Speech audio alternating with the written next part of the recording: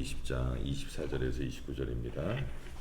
중 하나로서 디도모라 불리는 도마는 예수께서 오셨을 때 함께 있지 아니한지라. 다른 제자들이 그에게 이르되 우리가 주를 보았노라 하니 도마가 이르되 내가 그의 손에 못자국을 보며 내 손가락을 그 못자국에 넣으며 내 손을 그 옆구리에 넣어 보지 않고는 믿지 아니하겠노라 하니니. 여드레를 지나서 제자들이 다시 집안에 있을 때 도마도 함께 있고 문들이 닫혀 있는데 예수께서 오사 가운데 서서 이르시되 너희에게 평강이 있을지어다 하시고 도마에게 이르시되 내 손가락을 이리 내밀어 내 손을 보고 내 손을 내밀어 내 옆구리에 넣어보라. 그리하면 믿음 없는 자가 되지 말고 믿는 자가 되라. 도마가 대답하여 이르되 나의 주님이시요 나의 하나님이시니이다. 예수께서 이르시되 너는 나를 본고로 믿느냐? 보지 못하고 믿는 자들은 복되도다 하시니라. 아멘. 오늘 은혜의 자리를 지켜라 라는 제목으로 말씀을 증거하겠습니다. 우리 옆에 있는 분들하고 한번 인사 한번 할까요? 참 잘하셨습니다. 앞뒤로 한번 인사하겠습니다. 얼굴들이 너무 어두워. 몇 명 되지 않는데 너무 어둡고 그렇습니다. 아닌데요? 아니에요? 힘이 넘쳐요? 제가 잘못 봤나 봐요. 예, 힘이 넘쳐야 됩니다. 넘쳐야 되고 은혜가 있어야 되고. 예. 자, 오늘 제목은 은혜의 자리를 지켜라 라는 제목으로 말씀을 증거하겠습니다. 도마라고 하면 그 이름 앞에 붙여진 수식어나 별명, 여러분 아시죠? 무슨 도마입니까? 의심 많은 도마? 예, 의심 많은 도마 맞습니다. 도마가 의심은 좀 많았나 봐요. 그렇게 해서 의심 많은 도마다라고 서술하고 있습니다. 그래서 우리는 그 도마를 부를 때 의심 많은 제자다라고 우리가 부르고 있지요. 이 말이 틀린 말은 아니지만 여러분, 그러면 다른 제자들은 의심이 없었나요? 아니, 사실 도마만 의심이 있었던 게 아니에요. 도마 굉장히 억울해합니다. 예. 예수님께서 3일 후에 부활하시겠다라고 했을 때 그 말을 믿었던 제자 있었습니까? 없었어요. 예. 도마만 믿지 않았던 것이 아니라 모든 제자들이 예수님의 부활을 기대하지도 않았고 믿지도 않았습니다. 그냥 무섭고 두려워서 예수님 돌아가시지 어떻게 돼요? 문 걸어놓고 그냥 거기 숨어 있었어요. 예. 부활하신 주님께서 부활하실 거니 하시다고 말씀하셨으니까 부활하실 거야 라고 막 흥분하면서 기다린 제자 단 한 명이라도 있었습니까? 없었어요. 예. 뿐만 아니라 여인들이 부활하신 주님을 만나고 제자들에게 얘기까지 했어요. 예수님이 부활했다. 그런데도 믿지 않았어요. 그러니까 도마만 의심했던 것이 아니라 모든 제자들이 예수님의 부활을 믿지 않고 다 의심했다라는 거예요. 한번 내가 증거를 한번 보여드리겠습니다. 누가복음 24장 9절에서 11절 한번 제가 말씀을 보시면 무덤에 돌아가 이 모든 것을 열한 사도와 다른 모든 이에게 알리니 이 여자들은 막달라 마리아와 요한나와 야고보의 모친 마리아라. 또 그들과 함께한 다른 여자들도 이것을 사도들에게 알리니라. 사도들은 그들의 말이 허탄한 듯이 들려 믿지 아니하나. 뭐라고 얘기해요? 여자들이 가갖고 예수님이 부활했다고 얘기하니까 제자들이 뭐라요? 쓸데없는 소리 하고 앉아있네. 허탄한 듯 얘기한대요. 예.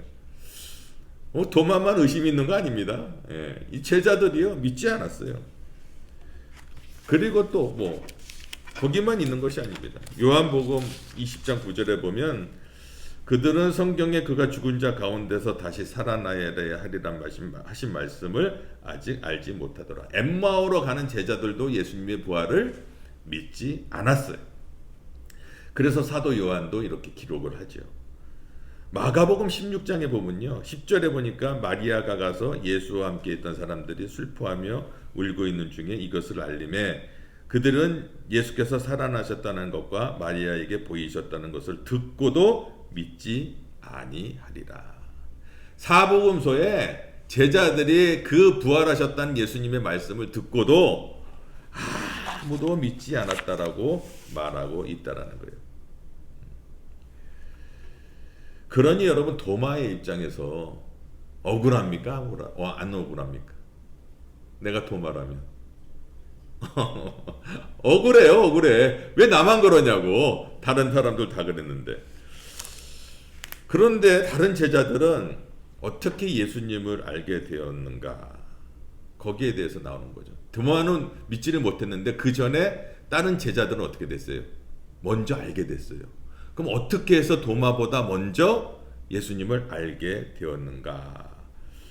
예수님께서 이 성경 구절 요한복음 20장 앞에 보면요, 예수님께서 제자들에게 나타나셨습니다. 그래서 손의 못자국과 옆구리의 창자국을 보여주시면서 내가 부활했다라고 성경은 증거하고 있고, 그리고 예수님께서 말하기를 보지 않고 믿는 자가 복이 있도다 라고 말씀하십니다. 그게 믿음이라고 그래요. 근데 제자들에게는요, 믿음보다는 알게 하셨다니까요. 그죠? 그냥 나타나셨어요. 나타나셔서 손의 못자국과 옆구리의 창자국을 보여주셨어요. 보지 못하고 믿는 자가 더 복된데 제자들에게는 아예 보여주셨다니까요. 예. 그래서 예수님의 부활을 믿게 되었죠. 믿으려고 노력하지 않아도 돼요. 봤으니까. 자, 이제 부활의 주님을 만난 제자들이 어떻게 됩니까? 믿음이 완전히 향상돼요. 성장해요. 업그레이드 됩니다. 부활하신 주님을 만나자 그렇게 두렵고 떨리고 그렇게 겉보였던 그자들이 이제는 뭐 죽어도 좋다, 그런 믿음으로 부활의 소망을 갖고 완전히 믿음이 업그레이드가 되어서 부활의 주님을 증거하는 그런 믿음의 제자들이 되었다라는 것입니다. 확신을 갖게 되었어요. 근데 왜 도마는 이 믿음이 그렇게 다른 제자들보다 업그레이드가 되지 않았느냐? 그 사실을 24절에 우리에게 얘기해 주고 있는데, 24절에 보면 12 제자 중에 하나로서 디두모라 불리는 도마는 예수께서 오셨을 때 함께 있지 아니하니라. 예수님이 먼저 제자들에게 나타나셨는데 도마가 그 자리에 있었습니까? 없었습니까? 없었어요. 도마가 의심 많은 제자로 그렇게 불려지게 된 것은 예수님이 나타났을 때 그 자리에 없었기 때문에 도마가 의심 많은 제자로 믿음이 곤두박질 치고 있었던 모습을 보게 됩니다. 있어야 될 자리를 지키지 않았다. 그것이 그의 믿음에 향상되지 못한 그런 원인이었다라고 얘기합니다. 여러분, 그 10명의 예수님을 만난 제자들이요, 이 믿음이 이제는 막 죽어도 좋아, 이런 믿음이 향상된 것이 뭐 자기가 노력해서 됐다고 성경은 말하지 않습니다. 성경에 뭐 제자들이 뭐 노력해서 됐다라는 얘기 있어요? 없어요. 뭐 열심히 했다라는 얘기도 없어요. 딱 하나, 그들이 있어야 될 자리에, 제자들이 있어야 될 자리에 함께 모여 있다라는 것만으로 그들의 믿음이 향상되었다라는 것입니다. 그리고 도마가 믿음이 성장되지 않은 이유를, 도마는 있어야 되는 자리에 있지 않았다라는 거예요. 여러분, 신앙의 싸움은 바로 이 믿음의 자리, 이것을 지키는 것이 신앙의 싸움이에요. 믿음의 자리를 지키느냐 안 지키느냐, 거기에서 신앙이, 믿음이 없는 자와 믿음이 있는 자가 갈라지게 되어 있습니다. 한 그룹은 믿음이 완전히 업그레이드 되었고 그 자리를 지키지 못한 그룹은 신앙이 곤두박질하는 믿음을 갖게 됩니다. 그런 도마가, 이제 그 도마가 신앙이 점점 업그레이드가 됩니다. 향상이 됩니다. 그래서 이제는 자기의 이성과 자기의 경험과 자기의 지식으로 믿는 것이 아니라 완전히 자기의 모든 것을 버리고 부활하신 주님을 찬양하며 자기도 순교의 자리에 들어가기까지 엄청난 믿음의 성장이 이루어지게 됩니다. 그 이유를 26절에 보면 이렇게 얘기합니다. 여드레를 지나서 제자들이 다시 집안에 있을 때 도마도 함께 있고 문들이 닫혔는데 예수께서 오사 가운데 서서 이르시되 너희에게 평강이 있을지어다. 자, 도마가 믿음이 성장하고 믿음이 성장했던 이유를 26절에 뭐라고 해요? 도마도 함께 있었다. 제자들이 모여있는 그 자리에, 기도하는 그 자리에, 예배하는 그 자리에, 있어야 될 그 자리에 도마가 함께 있었다라는 거예요. 도마가 뭘 했다라는 게 없어요. 도마가 뭘 열심히 했다라는 게 아니에요. 도마가 그 자리에, 기도하는 자리에, 예배하는 자리에 함께 있었다라고 성경은 말합니다. 그때 예수님께서 도마에게 나타나셔서 뭐라고 말씀하십니까? 도마에게 내 손자국을 봐라. 손에 있는 못자국을 봐라. 그리고 옆구리에 있는 창자국을 보아라. 이게 누가 얘기한 것 같아요? 이게 누가 얘기한 거죠? 도마가 얘기한 거예요. 제자들이 부활하신 주님을 만나고 도마가 나중에 왔을 때, 야, 부활하신 주님 만났어. 그랬더니 도마가 뭐라고 얘기합니까? 나는 내 눈으로 보고 내가 그 손에 있는 못자국, 옆구리에 있는 창자국 내가 보고 만지지 않고서는 내가 믿지 않겠다 그랬잖아요. 그런 도마에게 예수님이 뭐라고 얘기해요? 도마야, 내 손에 있는 못자국과 내 옆구리에 있는 창자국을 보아라. 도마가 어떻습니까? 충격을 받는 거예요. 예수님이 내가 했던 얘기를 어떻게 알지? 예수님은 시간과 공간을 초월하시는 정말 부활하신 예수님이시구나. 메시아구나. 전능하신 하나님이시구나. 확신을 갖게 됩니다. 그러면서 28절에 뭐라고 얘기하냐면요. 이제 확신을 갖고 도마가 대답하여 가로되 나의 주시여 나의 하나님이시니이다. 여러분, 내가 신앙생활을 잘하고 싶은데, 믿음이 좀 성장하고 싶은데, 믿음이 성장하는 것이 아니라 곤두박질치고 믿음이 끊임없이 내려간다면 나의 삶을 한번, 믿음의 삶을 잘 돌아봐야 돼요. 근데 믿음이 업그레이드되는 비결이 무엇인가 하면요, 내가 있어야 될 자리, 기도의 자리, 예배의 자리, 헌신하는 자리, 전도의 자리, 그 자리를 지켰다라는 거예요. 그 자리를 지켰더니 믿음이 업그레이드 되고 하나님의 은혜를 풍성히 받았다라는 것입니다. 성경은 이렇게 얘기해요. 시편 84편 4절에 주의 집에 사는 자들은 복이 있나니 그들이 항상 주를 찬송하리이다. 하나님께서 복을 주기로 작정한 곳이 있는데 거기가 어디예요? 주의 하나님의 집이다라는 것입니다. 주의 집에 있는 사는 자들은, 여러분, 주의 전에 올 때 여러 가지 어려움이 있을 수 있어요. 눈물의 골짜기일 수도 있고 고통이 있을 수도 있고 어려움이 있을 수 있어요. 그런데 그 은혜의 자리, 주의 집에 들어오는 순간 하나님께서 은혜를 내려주시겠대요. 그러므로 여러분, 오늘 이 시간 예배의 자리에 오신 이 자리가 하나님의 은혜가 쏟아지는 자리인 줄 여러분 믿으시기 바랍니다. 아멘. 자리만 지켜도 은혜를 폭포수처럼 내려주겠다. 그래서 너의 믿음이 업그레이드 된다라는 거예요. 시편 65편 4절에 주께서 택하시고 가까이 오게 하사 주의 뜰에 살게 하신 사람은 복이 있도다. 우리가 주의 집 곧 주의 성전의 아름다움으로 만족하리이다. 주께서 택하시고 가까이 오게 하사, 이제 주의 어디로 오게 하세요? 주의 뜰에 있게 한 사람. 주의 뜰이 어디예요? 주의 성전, 예배당이라는 거예요. 주의 성전 예배당에 있는 사람은 복이 있도다. 그리고 그 사람에게 이른비와 늦은비를 계속적으로 하나님께서 내려주셔서 은혜의 은혜를 넘치게 하겠다는 거예요. 그것이 하나님의 말씀하시는 거예요. 그래서 여러분, 교회에 올 때 성전이 얼마나 중요한지 모릅니다. 자기가 섬기는 교회가 얼마나 중요한지 몰라요. 그 자기가 섬기는 교회의 자리, 예배의 자리에 있을 때 하나님께서 은혜를 내려주시겠다라는 거예요. 제가 한국에서 예전에 사역할 때 한 3시간 되는 거리를 늘 운전해서 오시는 집사님 4분이 계셨어요. 왜 그랬을까요? 자리에 은혜의 자리에 오고 싶어서 3시간을 운전해서 오는 거예요. 예배를 드리는 거예요.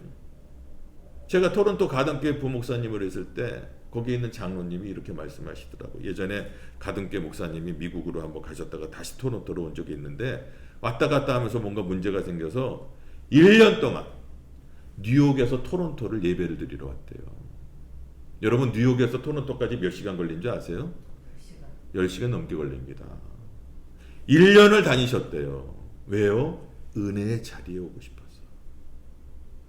어떤 분은요, 제주도에서 서울에 자기 본교회 예배 드리러 옵니다. 비행기 타고 와요. 왜요? 은혜의 자리에 있고 싶어서. 그 자리가요, 하나님의 은혜가 쏟아지는 자리예요. 그 자리에 하나님의 은혜가 쏟아지는 자리예요. 하나님께서 그 자리를 통해서 하늘의 한없는 복과 비밀을 내리워 주시는 거예요.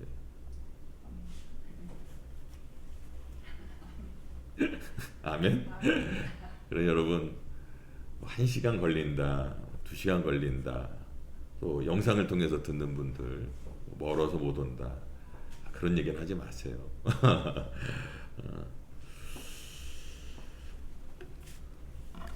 사단은요 우리에게 믿음의 싸움을 어떻게 걸까요? 은혜의 공간을 못 가게 합니다. 내가 지금 있어야 되는 그 예배의 자리에, 은혜의 공간에 가지 못하도록 하는 게 마귀예요. 그래서 주일만 되면 꼭 무슨 일이 생겨. 이번 주는 교회 가야지. 꼭 무슨 일이 생겨. 참 희한해요. 예? 몸이 아프고 약속이 생기고, 코로나 시대에 아주 편해져서 코로나 때문에 안 가도 돼요. 영상 들으면서 편하게 예배 드립니다.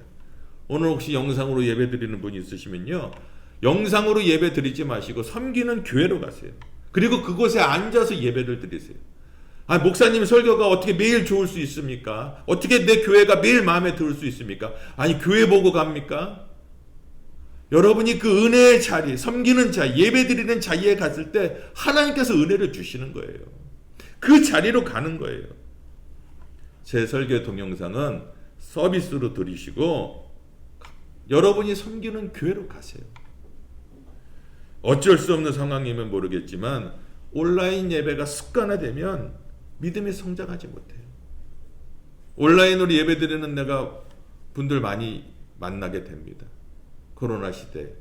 그리고 목사님들도 이제 사역 그만두시고 온라인으로 예배드려요. 이런 분들도 많이 있으세요. 한 6개월 지나고 1년 지나면요, 목사님들이시지만 영적으로 그냥 헝하니 비어있는 듯한 느낌을 받아요.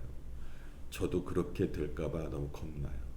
그래서 내가 목사님한테, 목사님 그러지 마시고 우리 교회다 한번 오셔서 같이 예배 좀 드리고 그러면 어떻겠습니까? 그 목사님 오셔서 우리 교회 자리를 채워달라는 게 아니라 점점 교회와 예배와 은혜의 자리를 멀어지니까 영혼이 메말라가는 듯한 것을 내가 보게 됩니다.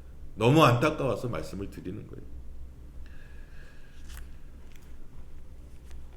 제가 아는 어느 집사님 이야기인데요. 이 집사님이 예수님을 만나고 그리스도를 특히 영접하게 되었어요. 그래서 주일날 이제 예배 가는데 여러분 은혜 받고 나면은 수요예배도 가고 싶고 금요일 기도회도 가고 싶고 새벽 예배도 가고 싶잖아요. 이분이 막 불을 받은 거예요. 그러니까는 금요 예배를 이제 오고 싶어서 작정을 하고 내가 금요 예배 이제 다닌다. 그렇게 하고 이제 가는데 그날 저녁에 딱 딸이 열이 오르기 시작합니다. 열이 오르는데 40도까지 열이 오르는 거예요. 해열제를 먹여도 약이 안 떨어져. 그러니까 아내가 뭐라고 얘기해요? 선생님 뭐라고 얘기했을까요? 여보 그냥 오늘 애도 아프고 그러니까 집에 있읍시다. 그러니까 그렇지 뭐.